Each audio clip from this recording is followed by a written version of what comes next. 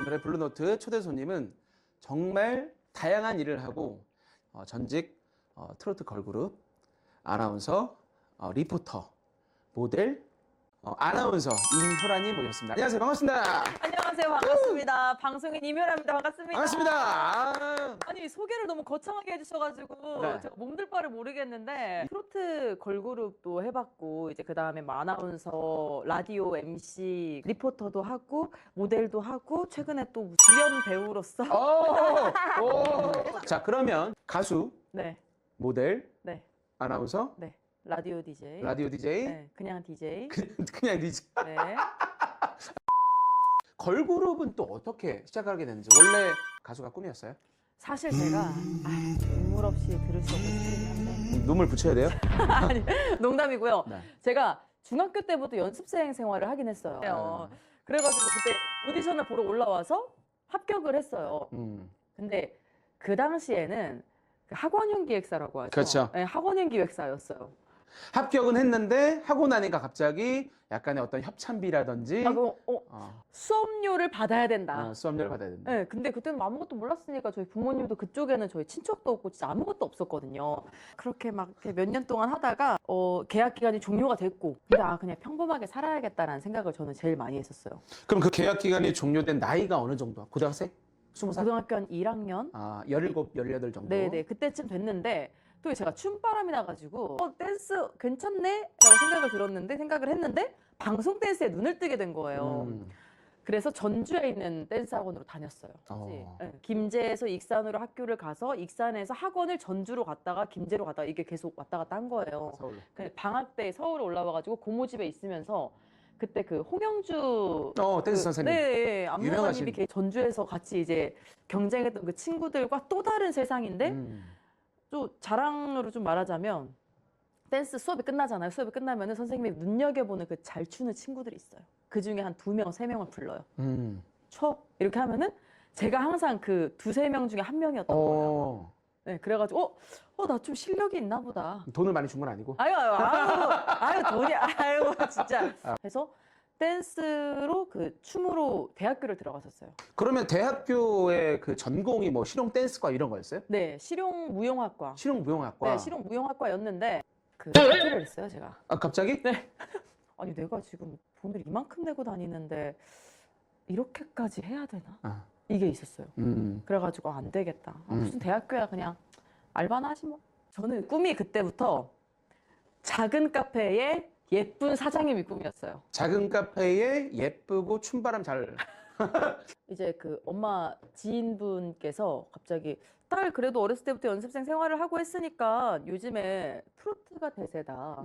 젊었을 때부터 시작을 해야 좀 길게 가지 않겠냐. 어머니 지인분께서 갑자기 어머니한테 그렇게 말씀을 하셔가지고 계산적으로 딱 그러고 봤을 때 나쁘지 않다. 약간 20대 초반에 시작했을 때 아무리 빨리 은퇴를 해도 한 60대, 그렇지. 뭐 70대 이럴 수 있잖아요. 그럼 한 50년 내가 계산해 보니까 그러니까 먹고 살 수 있는 것 같고. 괜찮은 경력 어느 정도 괜찮겠는데? 나쁘지 않다 해가지고 그때 이제 시작을 했었죠. 근데 사실 트로트라고 하면 뭐 이렇게 지금이야 사실 트로트라는 게 되게 대중화가 됐고 많은 사람들이 정말 사랑하고 하지만 10년 전만 해도 이 트로트라는 장르가 조금은 뭐라고 해야 될까? 조금은 약간 선입견도 좀 있고, 그쵸. 약간 기존의 어떤 그런 실용음악, 어플리드 뮤직에 비해서는 조금 더 약간 외톨이는 아니지만 약간 소외돼 있는 음악의 장르, 약간 락이랑 좀 비슷한. 그 주류는 아니었잖아. 트로트 친구들이 굉장히 많잖아요. 대부분 트로트 가수들이고, 저도 이제 발라드 가수 하다가 네. 이제 트로트 가수로 넘어왔으니까 발라드 가수를 하다가 이제 트로트 한다고 했을 때 제 주변에 그분이 있었어요. SES 선배님들 중에 바다 매니저분이 있었어요. 갑자기 저를 때리더라고요. 왜? 술이 좀 취해갖고. 네가 어떻게 트로트를 아이돌 연습생을 한 거잖아요. 아이돌 연습생을 하다가 트로트를 하는 게 사실 쉽지 않은데. 근데 그게 있었어요. 저는 어쨌든 진짜 길게 볼 생각으로 트로트에 뛰어든 것도 맞고 그래도 내가 연예인이 돼야겠다라는 생각을 한 번도 접은 적은 없었어요. 일단 내가 이거 안 하면은 앞으로 인생이 좀 흐지부지 될 것 같다라는 생각이 있어서 오히려 저는 더 이렇게 뛰어든 것도 있죠. 어린 나이에. 2016년에 미스 코리아를 처음 도전을 했어요. 떨어졌어요. 2017년에도 떨어졌어요. 그 다음에 이제 음반을 낸 거죠.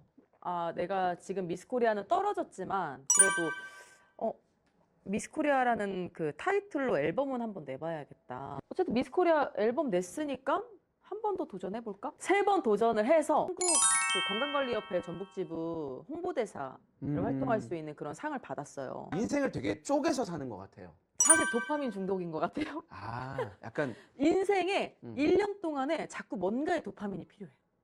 걸그룹 활동을 하면서 코로나 때문에 행사도 많이 없고 근데 그때 이제 그 전북 SBS 그 JTB 전주 방송에서 라디오 공개 오디션이 있었어요. 라디오 부스에 들어가요. 아, 직접 원고를 보고 읽어요. 이렇게 한번 해보세요. 네, 원고를 주고 도른자의 모습을 보여줘야겠다. 보통 이제 면접을 이제 들어갈 때 들어오세요 하면 들어오잖아요. 문에서 들어오잖아. 들어오면 다 같이 긴장된 뭐 쭈뼛쭈뼛하고 하잖아요. 들어오는데 갑자기 한 바퀴 돌아요. 걸어오면서 한 바퀴 돌고 혼자 네. 이제 돌았구나. 돌았구나. 네, 이제 눈에 막 이제 미쳤구나. 라디오 공개 오디션에 합격을 하고 합격을 하고 그래서 퇴근길 가장 매일 황금 시간이잖아요. 와. 근데 처음이니까 너무 어색하고 너무 어렵기도 하고 이걸 어떻게 해야 될지도 모르겠고 근데 담당 PD님이 너무너무 괜찮으신 분이었어요. 모든 초점을 저한테 맞춰주시는 거죠. 진짜 다 적었어요. 하나하나 멘트를. 진짜 이렇게 공감을 해야겠다. 말로라도 공감을 해야겠다. 해서 하나하나 공감을 하다 보니까 진짜 공감이 되고 남들한테 관심도 갖게 되고 노력을 많이 했나 보다. SBS 고향이 보인다 리포터도 하게 되고 아. 방송국에서 하는 그 의사 선생님, 전문의 선생님들 모시고 하는 그런 프로그램이 있어요. 네, 아침에 맞아요. 이렇게 의사 선생님들 이렇게 그렇지, 앉혀놓고 그렇지, 막, 네, 위험에 그런 좋은 프로그램. 음식은 하면서 그렇죠. 네, 이런 거. 뭐 리포터면 리포터, 네. 라디오도 주고 지역의 행사도 주고 네. 아나운서 자리 있으면 이렇게 하고 또 하고 네. 연락도 오고 되게 그렇게 되게 잘해. 군대를 왜 떠나왔어요? 떠나온 거라기보다는 왜 버렸어요 그러면? 제가 버린 게 아니라 라디오가 개편이 돼가지고 아 개편이 근데 그래도 뭐 낙동강 오리알 신생은 아니고 그래도 계속해서 불러주세요. 그런 건 계속해서 불러주신다는 건 이제 할 만큼 했으니 더 높은 곳으로 올라가라라고 하는 더 높은 곳으로 네, 올라가라. 감사해요.